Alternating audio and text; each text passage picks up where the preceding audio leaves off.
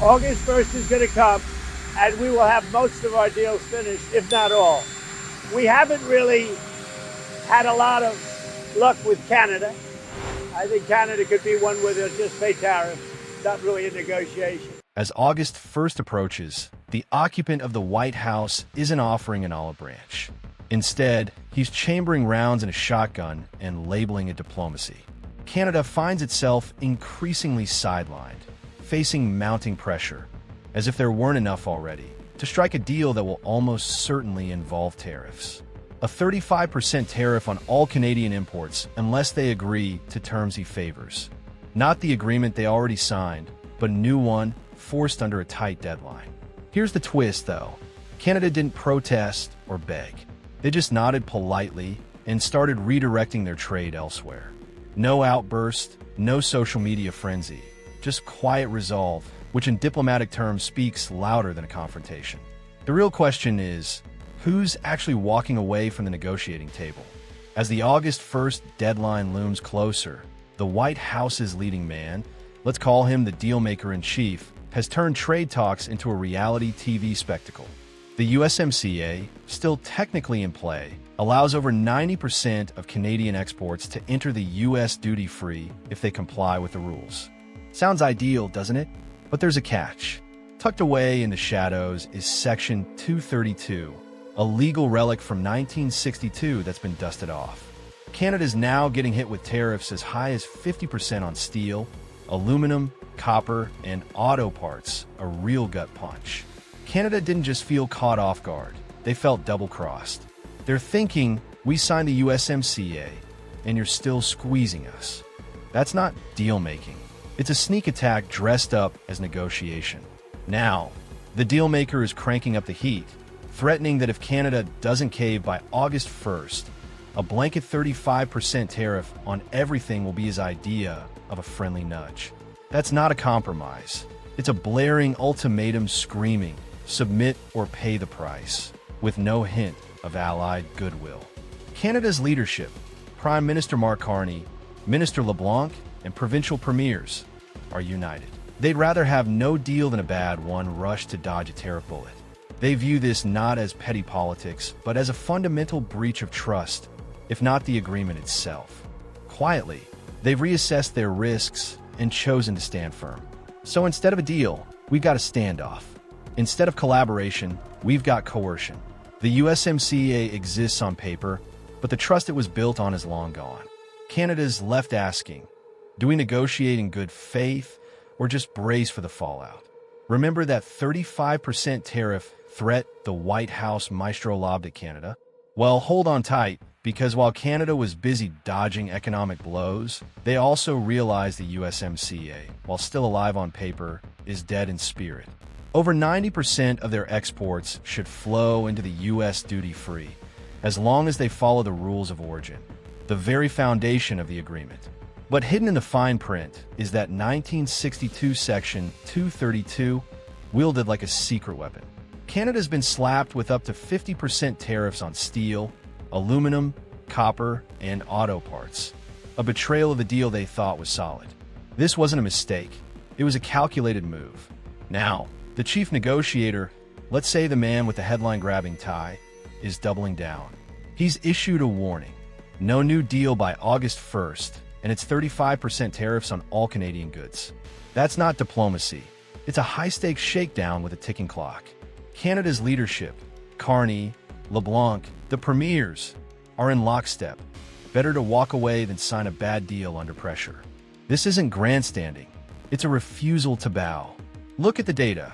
Canadian exports to the U.S. fell from 75.9% to 68.3% of their total exports between last year and May 2025, one of the steepest drops ever recorded. That's not just a shift, it's a rewrite of the trade playbook. Nearly 29% of companies have moved away from U.S. trade entirely, and 37% are sourcing materials from other countries. A treaty that's technically in place, but a relationship where trust has evaporated. The man in charge may love bold declarations, but Canada's opted for silent restructuring over chaos. The USMCA is still the framework, But Canada's secret weapon is refusing to play the victim in this political drama. And that, viewers fed up with megaphone diplomacy, is the real betrayal. Not the tariffs, but the destruction of trust. So here we are, late July 2025, with the August 1st deadline ticking closer. Canada's treaty, the USMCA, is more alive on paper than in practice. The real showdown looms in 2026 when the joint review kicks off. The president in the big chair might think it's all showbiz, but Canada's quietly sharpening its strategy for serious talks, not a media circus. The USMCA's review clause requires the parties to meet in July 2026 to renew or revise the deal. If everyone agrees, it extends for another 16 years. If not, the countdown to its expiration begins. The twist. The White House itself baked this review into the agreement, expecting to use it as leverage. Canada's aware and preparing to negotiate from strength, not from a rushed August deal born out of panic. While Washington chases splashy headlines, Canada's building resilience. Bill C-5, passed in June 2025, isn't just domestic policy, it's a game changer. It streamlines trade across provinces, accelerates infrastructure, and ties interprovincial commerce to Arctic logistics. Canada's not just leaning on U.S. exports anymore, it's rewiring its economic foundation. Trade data shows Canadian exports to the U.S. dropped from about 75% to 68% of total exports from May 2024 to May 2025, a 10-point slide. That's not retreat, it's strategic realignment. Companies are sourcing beyond U.S. supply chains, and Ottawa's exploring deals with Mercosur, Southeast Asia, and beyond. August 1st might be his spotlight moment, but Canada's eyeing July 2026 for the real fight. By late July 2025, Canada isn't just preparing a counterargument. They're fortifying their position without waiting for White House approval. Through Bill C-5, they've done more than cut bureaucracy. They've laid out an Arctic strategy. They appointed Virginia Mers, an experienced Inuit leader from Iqaluit, as Canada's first Arctic ambassador to represent the North globally. New consulates in Anchorage and Greenland send a clear message. Canada's northern ambitions don't answer to U.S. demands. Then there's the investment. 6 billion Canadian dollars for over-the-horizon radar, clean energy, and logistics, plus 420 million more for military presence and Inuit-led surveillance. This isn't for show. It's a deliberate claim on territory and trust. Why does it matter? The Arctic isn't just a frozen backwater anymore. It's a treasure trove of lithium, cobalt, and rare earth minerals critical for electric vehicles, chips, and even future weapons. Canada's partnering with Inuit communities, not distant bureaucrats, to manage extraction and governance. The message: no respect, no access. While the White House leader tosses tariffs like party favors, Canada's laying the foundation for the real prize.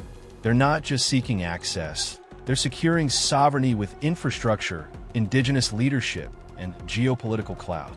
That's a stark reality, both literally and figuratively, that doesn't need a viral post to make its point. While the world cheered the White House showman for sealing splashy deals with Japan, the UK, Indonesia, and the Philippines in July 2025, Canada, America's top trade partner, didn't even get a seat at the table. Washington's reasoning? Canada's got the USMCA, so no need for extra attention.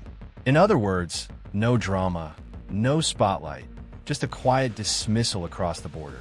Yet, the same administration hit Canada with tariff after tariff. 25% on steel and aluminum in February, 25% on general goods by March, and a crushing 50% on metal products by June. The looming August deadline threatens a 35% tariff on all Canadian imports not under favorable terms. But here's where the misstep bites. Hitting supply chains and allies doesn't breed loyalty, it breaks it. Canada hasn't just lost revenue, it's lost influence. Exports to the U.S. dropped from about 75% to 68% by mid-2025, a strategic shift, not a stumble.